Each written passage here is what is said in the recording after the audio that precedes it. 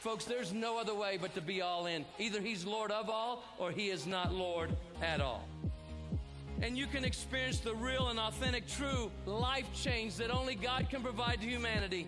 See, when we truly encounter Jesus and purpose to know him and follow his teachings, hashtag life change will occur.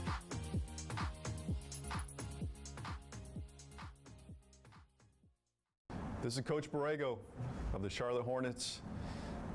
Hello to all you parents out there in Albuquerque, New Mexico. I want to congratulate 38 years for the AYBL. You guys are doing a great job. You've shaped a lot of lives, young men and women, and you'll continue to do that. Parents, get involved, sign your kid up. It's a great program. It helped shape who I am today, helped shape me as a basketball player, as a coach. So get out there, sign them up. Have a great season. Good luck to everybody. It's time to make your plans to be at New Mexico's premier annual sports event. The 13th annual New Mexico Bowl is Saturday, December 15th, high noon at Dreamstyle Stadium. I'm Jeff Symbieta, Executive Director of the New Mexico Bowl. Be with us as once again college football's bowl season kicks off right here in Albuquerque. Bring your friends, bring your colleagues, host your holiday party at the New Mexico Bowl. It's annually one of the most exciting games of college football's postseason. Bottom line, it's a whole lot of fun. Visit NewMexicoBowl.com or call 925-5999, the New Mexico Bowl, where bowl season begins. It's hard for a child to learn when they're hungry or being abused at home. Let's stop blaming teachers for problems they didn't create. I'm Steve Pierce. My mom loved teaching, but now Santa Fe asks teachers to be truant officers or social workers. Let our teachers teach, fix our broken test system, and put more money into classrooms. Good teachers don't give up on their kids. As governor, I will not give up on our teachers.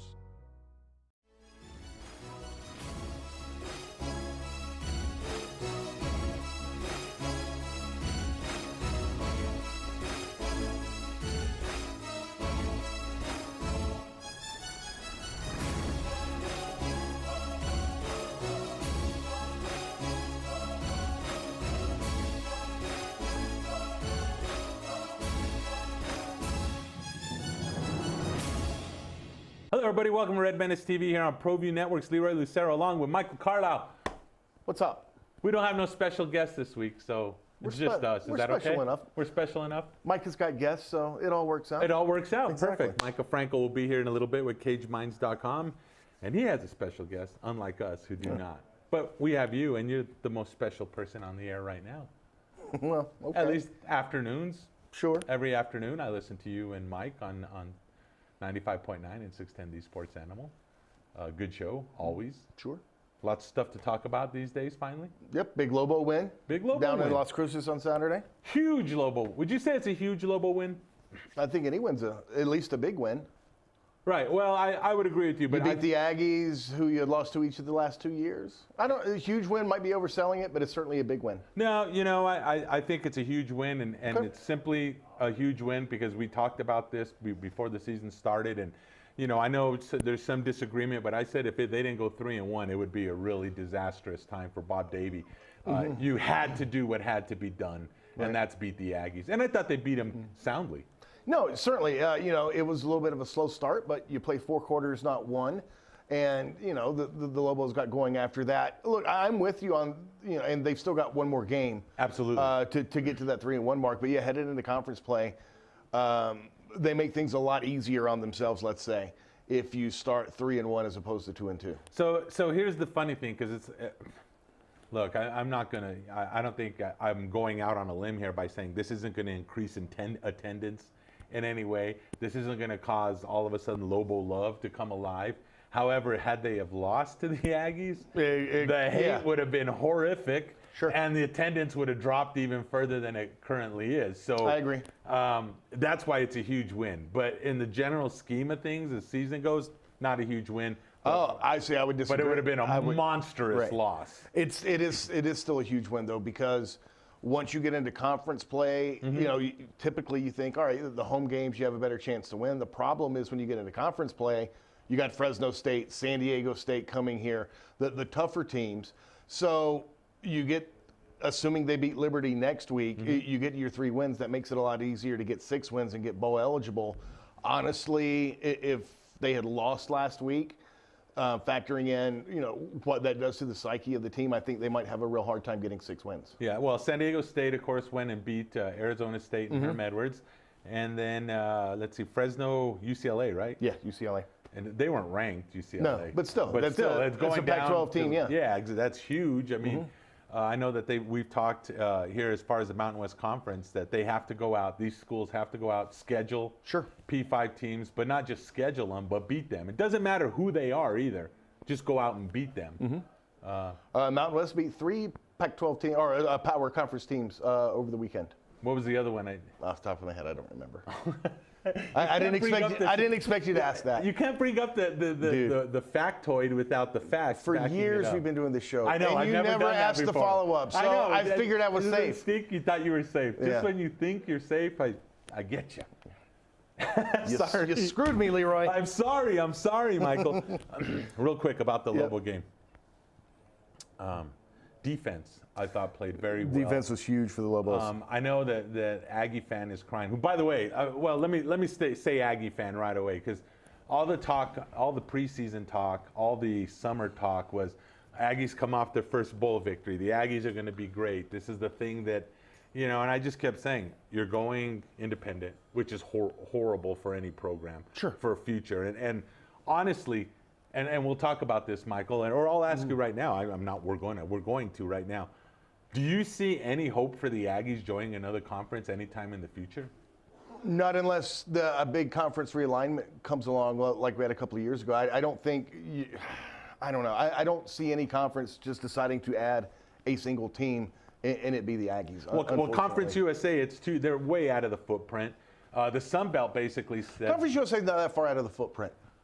Then why wouldn't they want them before? I mean, other than they're just the Aggies. No, I guess that's my point. Well, a couple things. That they would want them for everything. I think the Aggies are happy in the WAC with their other sports. With the basketball. Right. But honestly, Conference USA probably has too many teams as it is. Right. Okay, so they're out. Sunbelt's already told them no. What other conferences play football in the area? Mountain West Conference wants nothing to do with them. The Mountain West, unless you need another team, probably isn't interested because you already get the state of New Mexico with the Lobos. Yeah, but if you need another team, you're going to go down south from there and pick up or try to pick up the El Paso Miners. Have you seen UTEP's football team lately? Oh, I understand. I agree with you. At least the wholeheartedly. Aggies have a good basketball team. Look, I agree with you 100%. I'm not saying any changes aren't going to be made on whether it wins or losses. It's all about what kind of television sets you bring in, the metro area that you bring in, and possibly fans. But the reality is you're bringing in the same television area with UTEP as you would with New Mexico State. Now, you can spin it. Hey, UTEP's in Texas. We're getting into Texas. The reality is you're not really getting into Texas. Well, you're getting into somewhat of Texas. But here's the thing. Already, and I think this is the mindset I think that and not that I'm channeling the Mountain West Conference here, but the thing is we already have New Mexico with New Mexico. Why in the world would we want New Mexico State? Didn't I just say that? No, you said El Paso. No, but before that I said that. Oh, did you? Yeah. Well, this is a good show. You got me. You should watch sometime. Now the factoids are reversed. Right? Yeah, exactly. Now you had the factoid, and but the point is you're 100% right. You've already got the state of New Mexico with the Lobos. Unless somebody were to leave and you just need another team, and that's the best you can do. Right. New Mexico State's best chance is if somehow like the stars aligned and every planet aligned with the sun and the earth, and the Lobos were invited to another conference and took that invitation, then I think the Aggies could sweep into the Mountain West Conference and somehow stumble in there. With all due respect to both universities, both programs, right? I would not hold my breath waiting for that to happen. Well, like I said, I mean, the planets would have to align, the stars would have to align, the sun would have to Never mind the flip planets over. aligning, asteroids would have to come down. That'd be like Armageddon. Bruce Willis can't get up there in time, and there's an apocalypse, and everything's just thrown into disarray. Maybe at that point. So what? I mean, saying that and knowing that, New Mexico State's really in trouble. Well, again, you hope that another big round of conference realignment comes along and that opens up a spot. But otherwise, because I don't know that long term you can sustain being an independent as a D1 college football team. BYU even with their fan base across the country, if the right offer came along, they'd go to a conference in a heartbeat. You know, Notre Dame's a completely different animal. Right, they have their own network. Right, although Notre Dame is close to being an ACC school now as you can be. Their other sports are in the ACC. They have a football agreement. They play X number of ACC schools a year. So, I mean, really the teams that can actually pull that off are very few and far between. Well, and speaking of BYU, they just had a big victory themselves going up in and beating Wisconsin, Wisconsin. I know there's been talk, and I know for years since BYU left the Mountain West Conference, I think the Mountain West Conference has wanted BYU back the entire time. I think it's they do, but they don't. If that makes sense. It does. It's like an ex-girlfriend. I want her back, but I hate her. I hate her, but I want her back. Yeah, I could see that. So I don't know. But yeah, in a perfect situation, yes, BYU would join a conference. I mean, how again in a strong, and I mean, BYU has a strong football program. Sure. I don't care what anyone says. I mean, we hate them, of course, because everyone hates BYU, unless you're a BYU fan. But how strong would this conference be football-wise at this point if BYU were in it? I mean, you have Boise, BYU, and San Diego State, and Fresno. I think you throw Fresno in there as well. That's four pretty powerful programs. Well, Fresno was picked to finish above San Diego State in the West Division this year. So yeah. Yeah, I mean, I just think that's four very strong programs now. San Diego State hasn't always been a super strong program, but I think they are now. I think they're pretty strong. At least they have been since Rocky got there. Yeah, they've really gotten better. Now it's funny. Of course, I write for enchantmentsports.com with Mark Smith and Greg Archuleta, both formerly the Albuquerque Journal. Archuleta had a great column about Rocky Long and how. Speaking of ex-girlfriends, that was like a love letter to Rocky. Well, I mean, you know what? I love. And I like. too. And let me be clear. I love Greg Archuleta. I thought it was a great article, but my goodness. Well, I mean, it's hard because Rocky's such a good guy, so I totally understand. But I recall many years ago talking with Rocky when I think this was right after they smashed them 70-7. Talking with him, and Rocky was saying, you know, San Diego State is a great program. Oh, he's said that well before they smashed. He's known that a sleeping giant. Exactly. He said it forever. He talked about the area. He talked about the ability to recruit to the area. I mean, he knew that San Diego State was great. Sure. And I think he's kind of turning them into a pretty good program. So yeah, you're right. It was a love letter from Arch. But you know what? I'm on Arch's side because I love The Rock too. I mean, but all it missed at the end was I like you. Do you like me? And then a box with yes and a box with no. Just saying. Yeah, I feel you. But I mean, once again, and we talked about it. We had Eddie Nunez on last week. Right. And AD. Eddie, his predecessor, Paul Krebs, I still say the biggest mistake. Scotland, you could throw Scotland in there. You could throw not paying for the things. As the state attorney general continues to investigate, you may have to change that later. But yeah, I still think the biggest screw up in the history of Paul Krebs and the University of New Mexico was allowing Rocky Long to escape here. I think him staying here. It's bigger than that because you say allow Rocky Long to escape here. Yeah. Like Rocky left on his own. Well, yeah, okay. I'm just saying, firing Rocky Long or making it so uncomfortable that he would leave. Allegedly. Allegedly. Paul may be litigious, so let's throw in. Hold on, wait. Let's see. Let's throw in, allegedly. I would say he left UNM the way Paul Krebs retired. Fair enough. Well, allegedly. Allegedly. Paul. Allegedly. Yeah. Just saying. I don't want to get sued. I love The Rock. Sure. I think, that when he, and look, I got along real well with Mike Loxley. Thought he was a good guy. It was a horrible fit. He was a horrible head coach from jump. He was not ready for this job. No, sure. and I think when he gets his chance, because he will get his chance again, he'll be fine as long as he's back east. Well, not even that. Just the mistake. You learn from your mistakes. Yeah, of course. And look, if the Lobos hadn't have hired Loxley, somebody else would have. He was the hot coordinator at the time. It was him and Buffalo, I think. Was it didn't work out. Right. And in all honesty, and I won't even throw allegedly into this, they probably held on to him too long. Yeah, more than likely. In an effort to try to make it work, rather than cutting your losses and admitting it didn't work, they probably held on to Loxley too long. Yeah, so anyway, Rocky was the biggest mistake was letting him go or firing him allegedly or whatever, having him tap out, whatever. What do you want to say? Forced out. Forced out. There we go. To me personally, you make things so uncomfortable that guys just like, you know what, you don't want me here, I'm out. Forced out. Yes. Forced out. That's a good one. I like that. Should we take a break? Yeah, Alden's saying take a break. This is what this means. This is your first day doing the show? Are you unfamiliar with how Well, it I works? was looking, I was trying to, I'm really working on trying to look at the camera. Tell you what, I got this, man. Okay. All right, we're going to take a break. When we come back, Micah Frankel, CageMinds.com, here on Red Menace TV on Proview Networks. What a pro.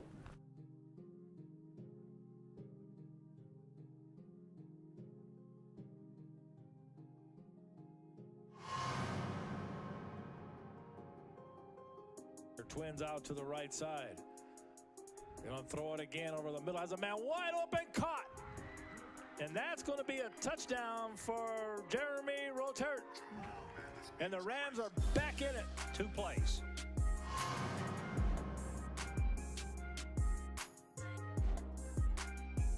Pressure coming to Balizan. It's going to heave it up. This one's up for grabs, and it's caught.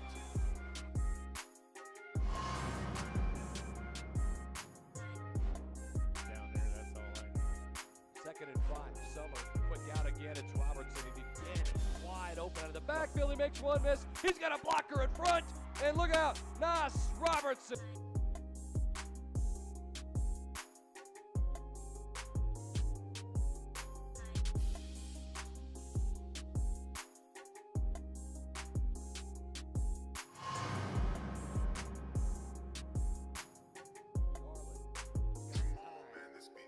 To the outside, it's picked off. It's one-handed. Intercepted at the 33. It's a room on the outside.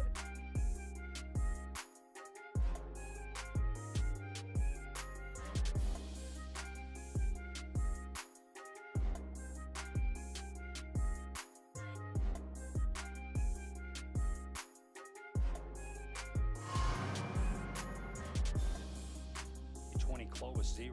There it is.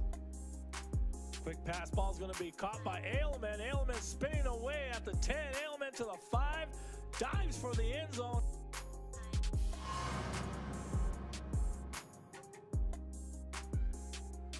Marietta Sharp will serve. Here's Martinez. Kept up. Mortensen. Back row. McIntosh to put it away. No. Free ball over. McIntosh on the outside for the win! APS Metro champs again! It's La Cueva. 25-21 the final.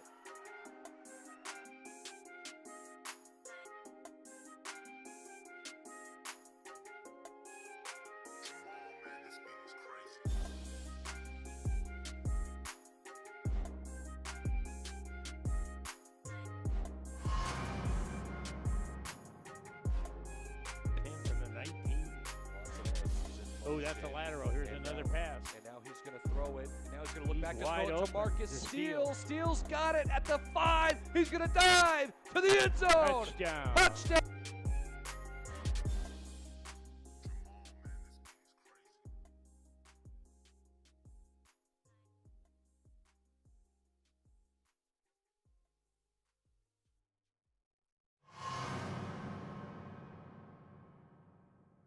We should get pretty good field position to start here.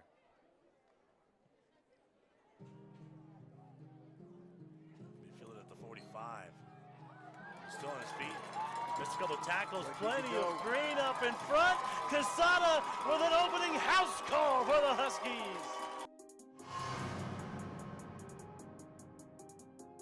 Yeah, I can't see him punting inside the 35. They're only about the 32-yard line. There's the Statue handoff. of Liberty. It is the Statue of Liberty, Tom, and it's Williams, and he's going to take it all the way.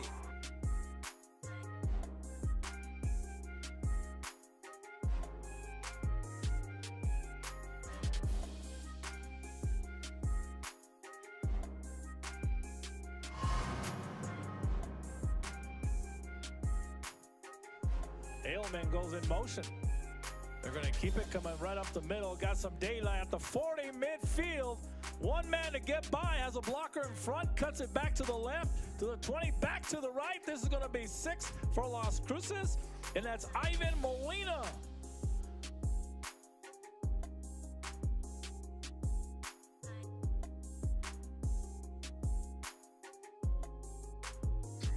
The Barley Room, a proud sponsor of Proview Networks for over 9 years, is pleased to introduce Black Iron Catering. From weddings and family reunions to birthdays and office parties, Black Iron Catering is perfect for any event. Contact Jamie at 505-459-8259 and book your event today. Black Iron Catering. Let us bring our kitchen to you. Well, I'm going to the frontier, walk up to the cashier, order up a root beer and a number one. Cover it with green stuff, one scoop is not enough. Find a booth is real tough, back by the Duke. Meet my family, meet my friends in the quirkiest restaurant I have ever been. All of Albuquerque's favorite spot, it's the Frontier Restaurant. The Frontier Restaurant is a proud supporter of Proview Sports Network. Sadie's is a proud supporter of New Mexico high school sports and athletics, and we here at Proview Networks would like to thank Sadie's for their continued support in helping us bring you all of your New Mexico high school sports coverage. Car Crafters, proud supporter of Proview Sports Network. Are you sure we're supposed to be doing this? Don't worry, I've watched him do it 1,000 times. Come on, what's the worst that can happen? No! Bad dog! Hi, welcome to Car Crafters. What happened? Don't worry, we'll make it like it never happened. Car Crafters, it's like it never happened. Don't forget, every Proview Network sporting event is on sale at our DVD store. Go to www.proviewNetworks.com to buy your DVD today.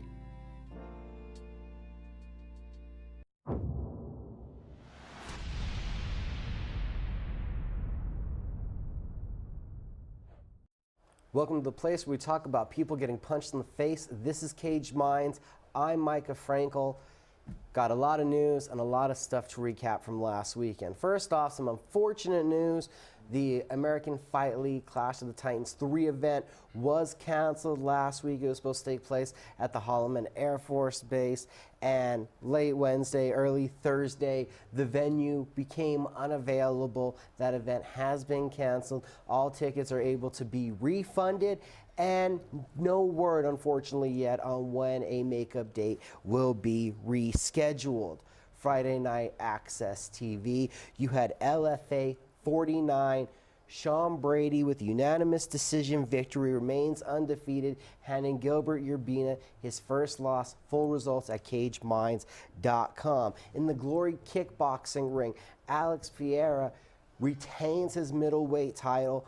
5-round unanimous decision victory over Simon Marcus, and even in the 4th round sent Marcus flying down to one knee and almost in between the ropes.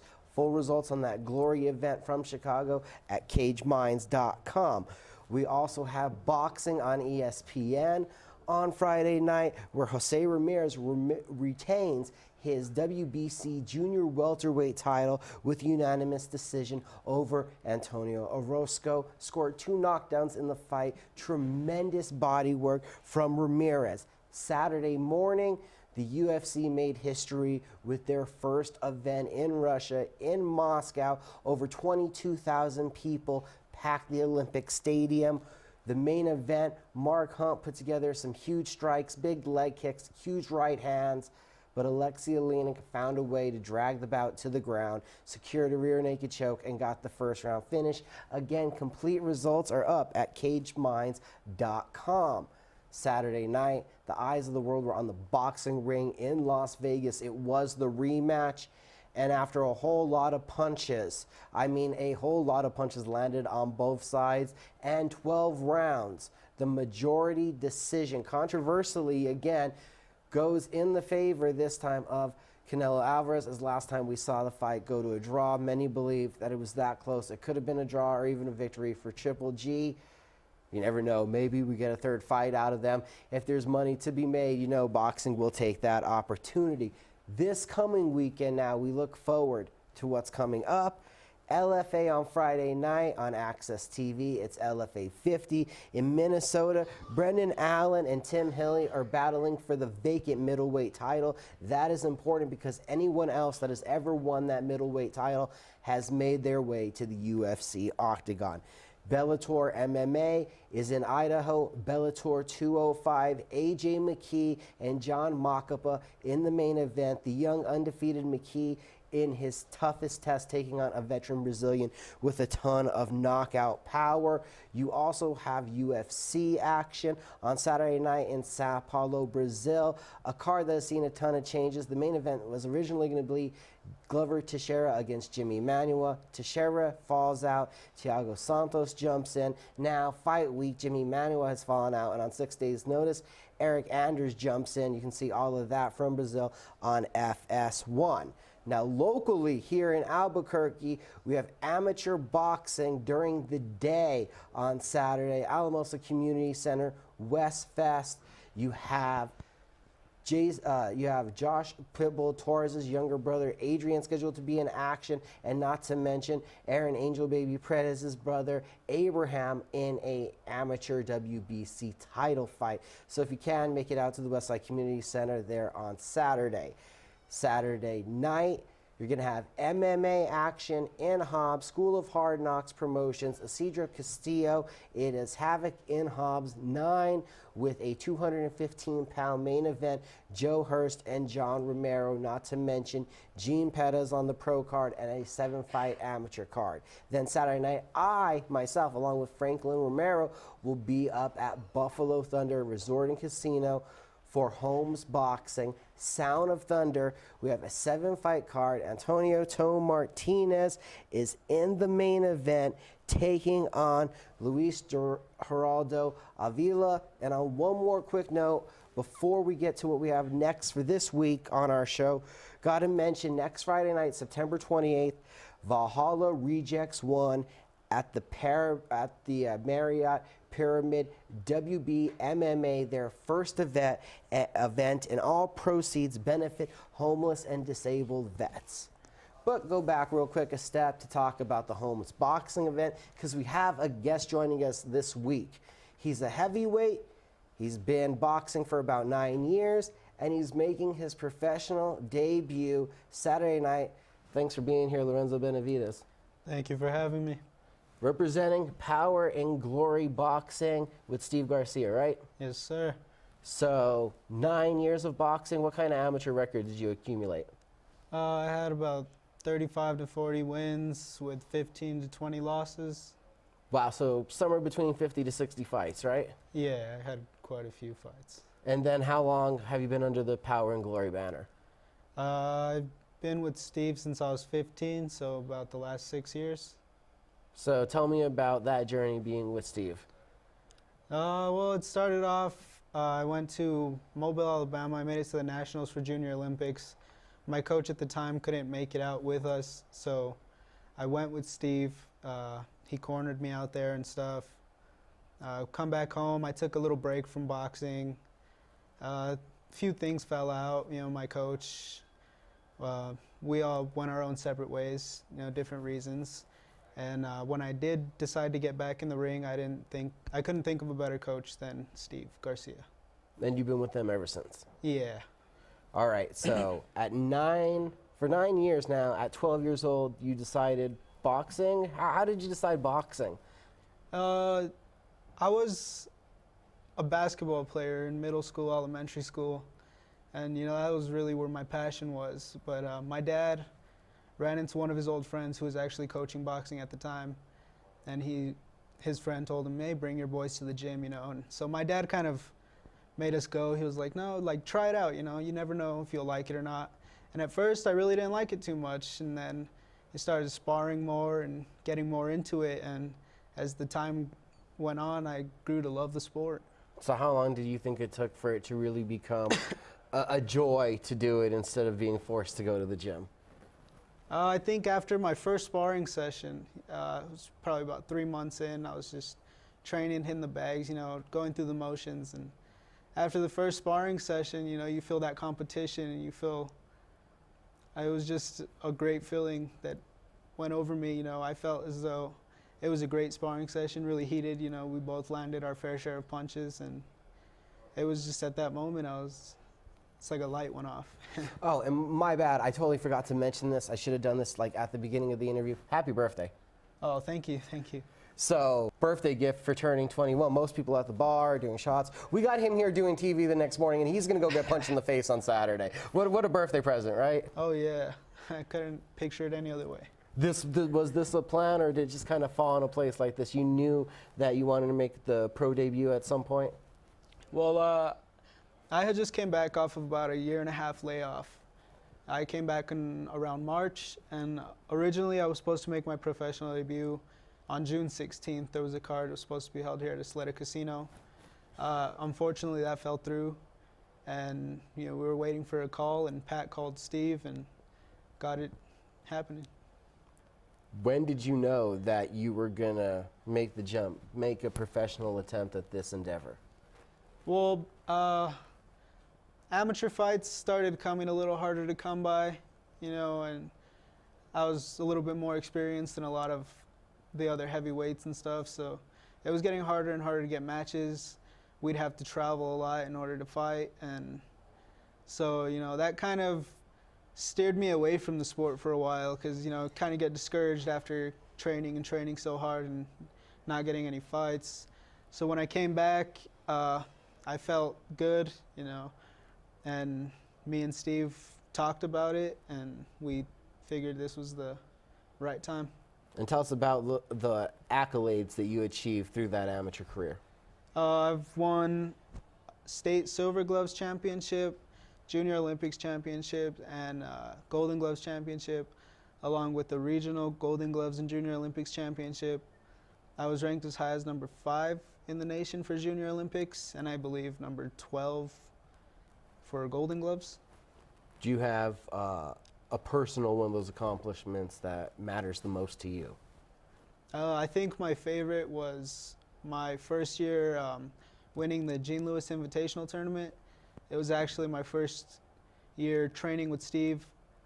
I was 15. I had just got back from the Junior Olympics, and things were starting to get better, and that was the first really big tournament that I won, and I felt like I completely dominated my opponent, and it was great.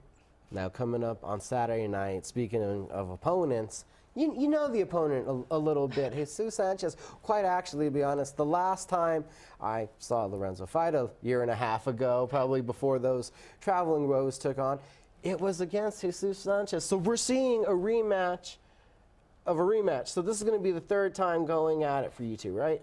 Yeah, we fought twice as amateurs. So what does that do for you? Somebody you've already stood across and were victorious against twice, right? Yeah.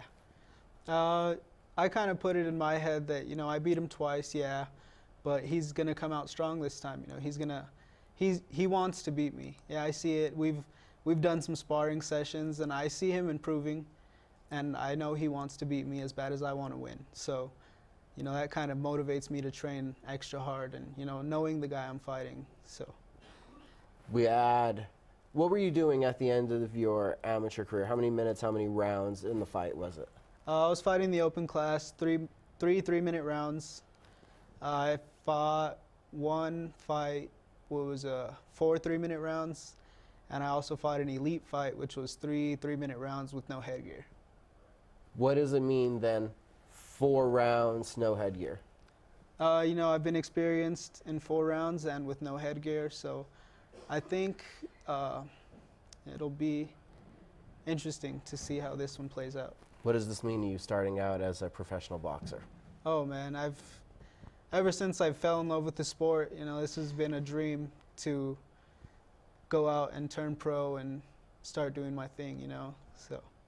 For the people that haven't seen you, tell us about your style a little bit real quick. I feel as though I'm more of a pressure fighter. I like to get inside, wear my opponent down, and, outwork them. People are obviously going to ask, how do you deal with the height disparity? There are some monsters there at heavyweight. Oh yeah, Steve really helped me out a lot with, he's a taller guy, so he knows how to fight shorter guys. He kind of brought his experience against shorter guys, what really worked against him when fighting smaller opponents, and really kind of helped me develop into the fighter I am today. What do you think it's going to feel like making that walk?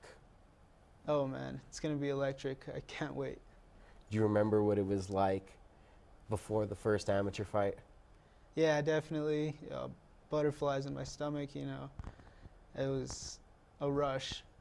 Has that feeling changed?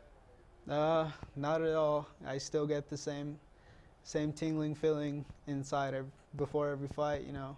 Once that first bell rings, everything goes away and it's focus time. What's your ideal finish on Saturday night? I'd like to score a knockout. You know, who wouldn't? That would be great. Now you're a pro. What's the goals for the rest of the year? I'd like to stay active, definitely stay active. Definitely go down in weight. You know, I don't picture myself fighting heavyweight for the rest of my career. So definitely start working down. Hopefully the next time I'm in action will be cruiserweight and, you know, work down from there. This Saturday, Buffalo Thunder Resort and Casino Holmes Boxing presents Sound of Thunder. Keep up with CageMinds.com. You can find me all over the internet, and there'll be more Red Menace TV with more Leroy and Michael in just a moment.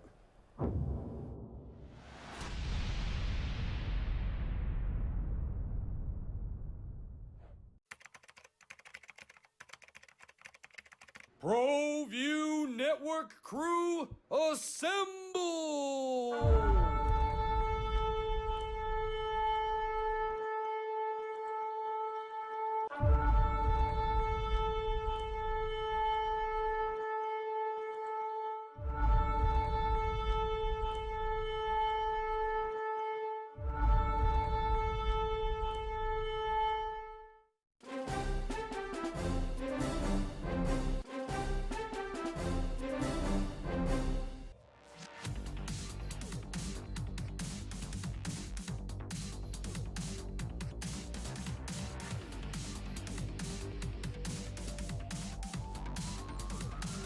That's good. We're first. High school sports are back live on Proview Sports Network. Don't sacrifice quality of flavor when you're in a hurry. Golden Pride offers ribs, fried chicken, green and red chili breakfast burritos, and Frontier Cinnabons. 4 great locations, or visit us online at goldenpride@abq.com. Golden Pride Barbecue Chicken and Ribs, proud supporter of Proview Sports Network. Sadie's is a proud supporter of New Mexico high school sports and athletics, and we here at Proview Networks would like to thank Sadie's for their continued support in helping us bring you all of your New Mexico high school sports coverage. Get into the game with Garden Swartz Team Sales. They have everything you need, from screen printing, embroidery, and digital printing services, high school letterman jackets, and all high school and club uniforms and individual and team apparel with the most reliable brands like Speedline, Rollins, and Wilson. And don't forget to check out the latest F7 Shut helmet. It's all at Garden Swartz Team Sales. Give them a call, 505-884-1234. Garden Swartz Team Sales. The New Mexico High School Coaches Association, established in 1941, is an organization of New Mexico's best and most professional interscholastic coaches. Coaches across work daily to help our student athletes excel in the classroom, on the field of play, and in our communities. Students that participate in interscholastic activities attain higher grades, higher graduation rates, and higher wages. Responsible for the North-South All-Star Games, statewide Coaches Award Program, and providing multiple professional development opportunities for New Mexico's coaches. Be a great coach by coaching beyond the game.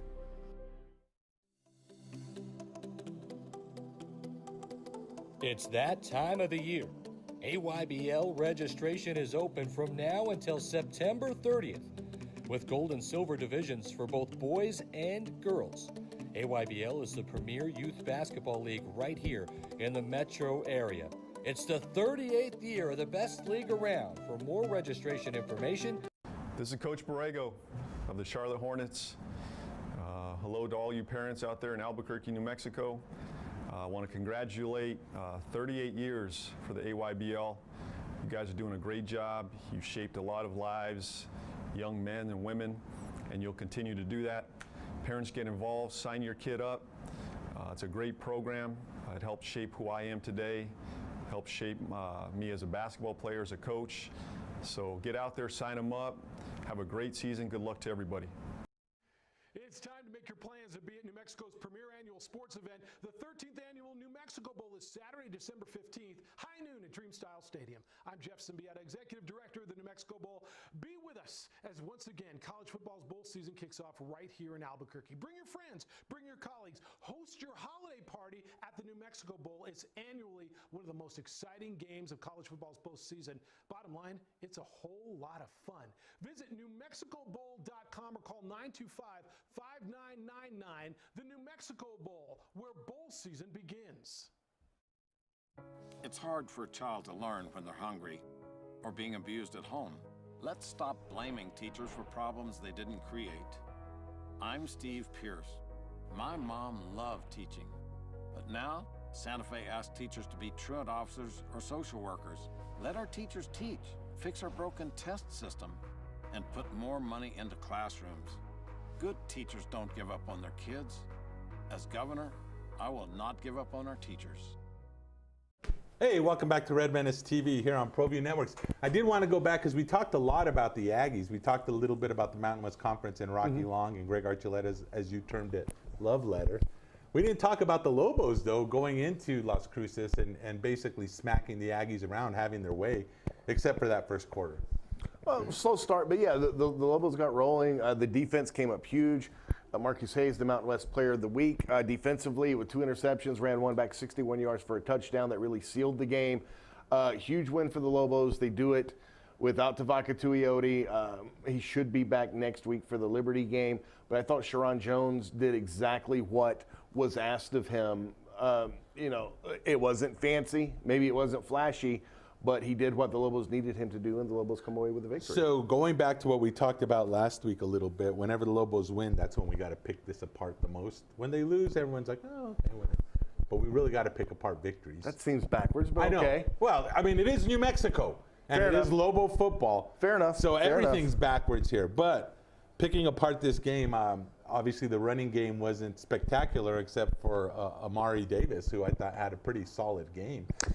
Well, and Davis had 74 yards. Tyrone Owens actually ran for over 100. I think he had like 110. But as from a touchdown standpoint, yes, certainly Davis with the 4 touchdowns really got it going for the Lobos. And look, that's still the bread and butter. We can talk. Right. We can talk about the passing game and all that. And they've certainly used that more efficiently this year. But it's still the run game that gets it done, and you saw that again on Saturday. Yeah, well, and I think it's going to be that way the whole year. Though I Sure. do think Tuioti, did I pronounce it right? Yeah, Tuioti. Tuioti, I think, gives them a different opportunity to throw. I think he throws well. I think he throws well on the run, and I think when they run that option, he could pull up and hit the receiver. Now it's, I just think he gives him a better opportunity. Now, I think you can do more with him out there. If you watch the game on Saturday night, there are a lot of things you see from Lobo football offensively that you didn't see on Saturday. But I think that was done by design and done for a couple of reasons.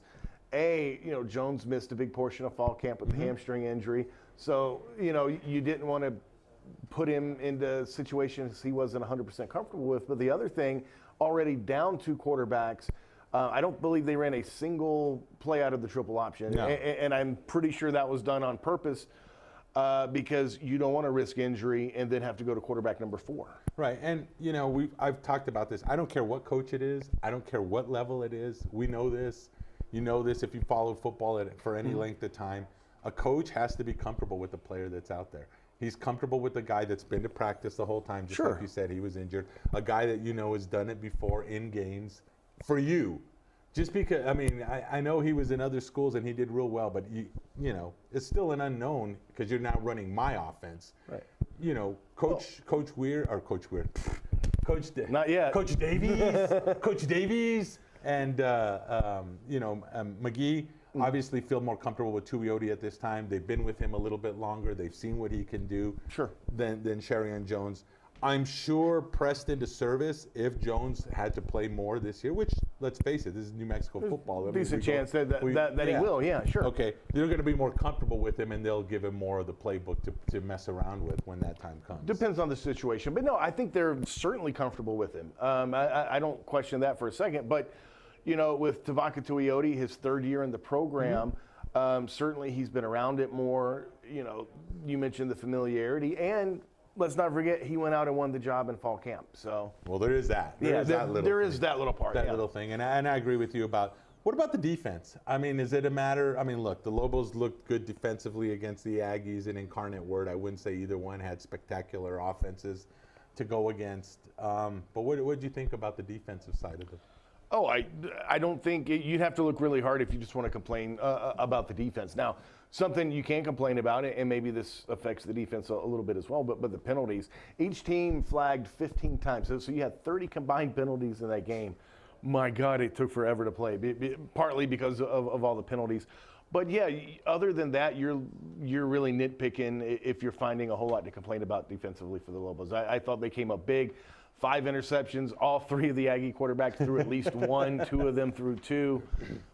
So, I mean, once again, was that, you know, like you said, they went through 3 quarterbacks. Was that they were playing inept, or was that the Lobo defense had stepped up? Yes. Yes. Both. Yeah, I think it's both as well. The second quarterback for the Aggies, I can't remember. Genty. Yeah, Genty. I don't know if they gave him enough time to throw another interception. He was the one that only threw the 1. Yeah, he only threw 1. I mean, shouldn't they given him an opportunity to at least throw the second one? You think? The thing with Genty, and we talked about familiarity on the Lobo side with Tuioti. That's who Doug Martin's the most familiar with because he's been there for a while. When you know, he was pressed into action some last year as well, so you kind of knew what you had there. Right. Romero beats him out in camp. That happened for a reason. Right. When they had to pull Romero, you put Genty in there. It's not going well, so you quickly make that change. You know, at that point, the Aggies were still hanging around. And to be fair, the Aggies were hanging around up until the end. But so you make that change, and I thought Atkins, the third guy they brought in, I thought he played the best of the 3. He's getting the start this week down at UTEP for them.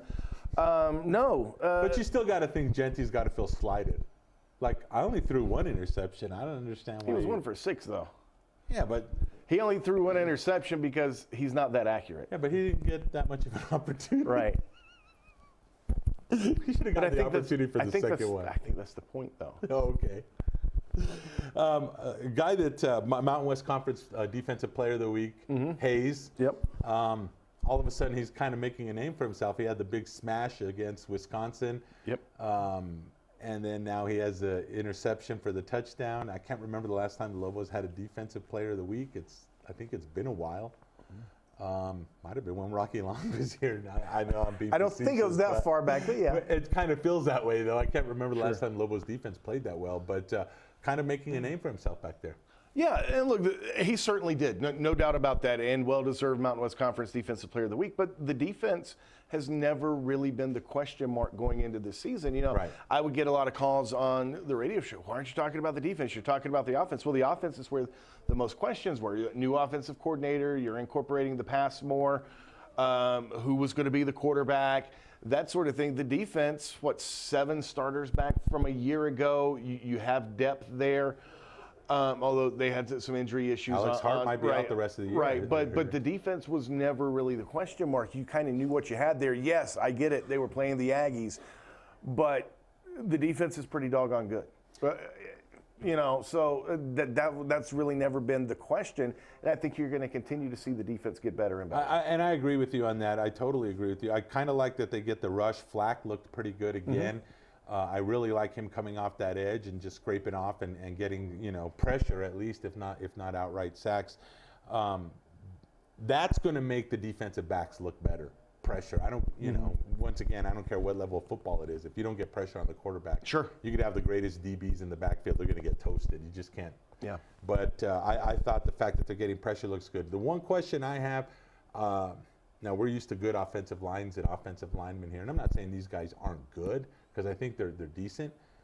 They're just not seasoned yet, and I don't think they're getting the blast off the line that we're used to. Now, that could be, once again, the offense that they tried to run. The Aggies knew that the Lobos more than likely weren't going to run a lot of option, I would think. Right. I think the offensive line is better than it was a year ago. Keep in mind, when you're passing more, you're not doing as much triple option. You're blocking in a completely different way as well. So the way that the offensive linemen had been taught to block here, since Bob Davie got here, you're changing that up some. So, yeah, there's a little learning curve there as well. But by and large, I think the quarterback gets plenty of protection. My guess is you're referring to because the run game hasn't been quite what we're accustomed to. And there's some truth to that. Part of that, I think, is growing pains with incorporating more of the passes as well. Saturday night, you completely take the triple option aspect of it out of the offense. So, look, there's some growing pains along the way. Is it cause for concern that they're not running the ball the way a lot of fans would like? Maybe a little, but again, I think it's part of the growing process. Let's see what happens next Saturday against Liberty and then headed into the Mountain West schedule. You know what cracks me up? What's We're that? going to go to break real quick, but the thing that you said that cracks me up, that fans are a little concerned that they're not running the ball the way we should. Aren't people always, how come we don't throw the ball more? We'll be back after this. The Barley Room, proud sponsor of Proview Networks for over 9 years, is pleased to introduce Black Iron Catering. From weddings and family reunions to birthdays and office parties, Black Iron Catering is perfect for any event. Contact Jamie at 505-459-8259 and book your event today. Black Iron Catering. Let us bring our kitchen to you. Well, I'm going to the frontier, walk up to the cashier, order up a root beer and a number one. Cover it with green stuff, one scoop is not enough. Find a booth is real tough, back by the Duke. Meet my family, meet my friends in the quirkiest restaurant I have ever been. All of Albuquerque's favorite spot, it's the Frontier Restaurant. The Frontier Restaurant is a proud supporter of Proview Sports Network. Sadie's is a proud supporter of New Mexico high school sports and athletics, and we here at Proview Networks would like to thank Sadie's for their continued support in helping us bring you all of your New Mexico high school sports coverage. Car Crafters, proud supporter of Proview Sports Network. Are you sure we're supposed to be doing this? Don't worry, I've watched him do it 1,000 times. Come on, what's the worst that can happen? No! Bad dog! Hi, welcome to Car Crafters. What happened? Don't worry, we'll make it like it never happened. Car Crafters, it's like it never happened.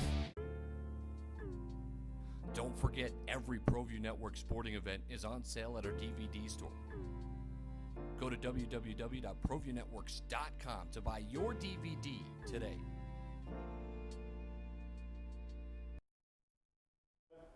Well, we're done right now. And then Now, when you say we're done right now, do you mean we're coming back from commercial right now? Or, hey, hurry up and wrap it up? Or here, I'm going to put a picture of Leroy up there and then say we're done right now after I've been up there for a few seconds. Apparently, Lobo football, not the only ones on a bye this week. Alden taking the week off a little early. Or maybe like the dude from the Bills, he retired in the middle of the show. Yeah, there you go. Perfect. That goes into the NFL perfectly. How odd is that? Vontae Davis just says, I'm done. That's pretty odd. That's pretty odd. That's pretty unprecedented. I can't think of another time that's happened. The only thing that would have been even more odd and would have been more insane had the Cleveland Browns gotten another tie. That would have been awesome, I think. I guess. You don't think so? 0-2? I can't think of a time when an NFL team had two ties on their record. Because I don't believe it's happened. Yeah. There were two ties this season so far. Right, but not the same team. No, but I just thought that was kind of wild. And how about the Browns? How horrible are you that you can't even sign a kicker? Well, they signed one. Well, yeah, but not the one that they wanted. They wanted Bailey, former Cowboy, and he's like, I think someone else might need a kicker, so I'm gonna hold off a minute. Well, Bailey's signed with Minnesota. Look, right. That's Cleveland offered just him first. Well, that's just common sense. Yeah. The reason Bailey hadn't signed up until now because he wanted to play for a good team. He was waiting for one to come along. No, seriously. No, I know. So yeah, I mean that's just common sense. Do you want to eat out of the garbage or do you want to go to the steakhouse? Are you saying Cleveland's a garbage dump? Yeah. Yeah. Okay. Well, I just wanted. When I said it, I didn't realize it was left open to interpretation. I just assumed it was pretty obvious what I meant. Yes. How about poor Cleveland? That's two former Dallas Cowboys that have now spurned them.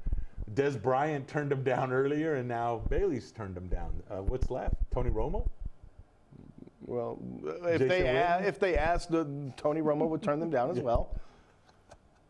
Speaking of the Cowboys, the glorious Dallas And Cowboys. let's just stop right there. See, I love it how you goofy Cowboy fans get all happy when you beat possibly the one worst team team. in the league that's worse than the Browns. Yeah, no, right. I mean, look, the defense showed against Carolina. They showed against the Giants.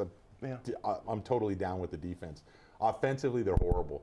I know they had the one shot to Austin. Everybody's talking, oh, they opened it up. They opened it up the first two plays, the Right. first two series of the Because it game. was open. And then they went back to doing the same stuff. Right, exactly. And it's just like that offensive line is not good. No. I'm injuries- tired of hearing every commentator say, oh, well, this vaunted Cowboy offensive line, this offensive line. That offensive line hasn't been good for like 3 years.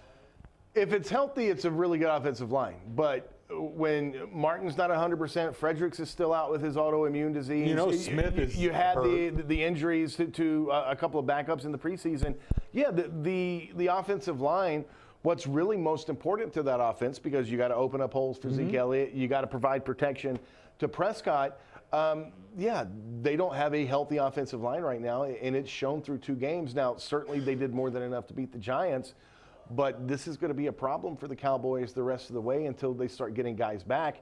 And even after Fredericks is cleared to play, think how much weight he's lost during all this time. He's not able to work out and all that. How long is it going to take him to get back into game shape? Yeah, no, I have no delusions of grandeur when it comes to them, unlike Bronco fans who actually have some, because Case Keenum showed up and got them that all-powerful victory over the Oakland Raiders, who, I mean, are they kicking themselves now for getting rid of Khalil Mack? They should be. They absolutely should be. Look, Gruden, before all that, I didn't think this was going to work out well with John Gruden back in Oakland. That was a horrible move by them. I get it. He's trying to make a stand and set the tone for how this team's going to be under his leadership. But the story's been the same after each of the first 2 games. We're not getting enough pressure on the quarterback. Our rush defense needs to be better. Now, help me out with this. What could have made their getting more pressure on the quarterback? What could have helped them with their rush defense? Oh, I don't know. Making nice with Khalil Mack, maybe? Yeah, paying him some money. Yeah. I mean, how hard was that? I mean, that seems pretty simple. We'll get rid of the best pass rusher, possibly the best pass rusher in the league right now. That probably wasn't a good move. I got to ask you. I know that your co-host there on the sports bar loves the Kansas City Chiefs. Pat Mahomes. Mahomes, yeah. Real? Not real? Oh, I think he's real. Flash in the pan? No. I think he's very real. I think you're going to see some hiccups along the way. It's his second year in the league, his first year starting. But I think what the first 2 games have shown you is when he's on, he's pretty doggone good. Yeah. And that's why they drafted him where they did. And that's why they felt comfortable trading away Alex Smith after 1 year of Mahomes sitting behind him. Will there be bumps in the road, hiccups along the way? I'm sure there will be. But no, Mahomes is definitely the real deal. So you're saying Kansas City and Jacksonville in that all-important AFC Championship? Well, no, because he's still coached by Andy Reid, and Andy Reid will find a way to screw that up in the playoffs. But Mahomes is the real deal. He is the real deal. Yeah, it was pretty exciting to watch him and see what's going on there in Kansas City. But you're right, they won't do anything because they're still Kansas City. What about your Washington Redskins? Oh, reality kicked back in. They lost to the Colts over the weekend. Yeah. What about the Philadelphia Eagles? I guess we found out Nick Foles is really Nick Foles. Yeah. Well, Wentz will be back this week. But look, everybody not named the Giants is 1-1 in that division. Nobody's going to run away with it anytime soon. The Cowboys are. Well, I actually picked the Cowboys to win the division, so I don't want to say I hope they do because I don't like the Cowboys, but I don't think the Eagles win it because nobody repeats in that division. They haven't repeated since, I think, 84, 85. Right. So that leaves Washington, Dallas, or the Giants. It's not going to be the Giants. I don't think Washington's that good, so it's the Cowboys by default. There you go. You're a genius. Yeah. Yay, Cowboys by default. You can catch him every afternoon, the #1 sports talk show in the city, Michael and Michael, on 95.9 and 610 The Sports Animal. Leroy Lucero, you can catch me on Enchantment Sports. We will see you next week. God bless you all.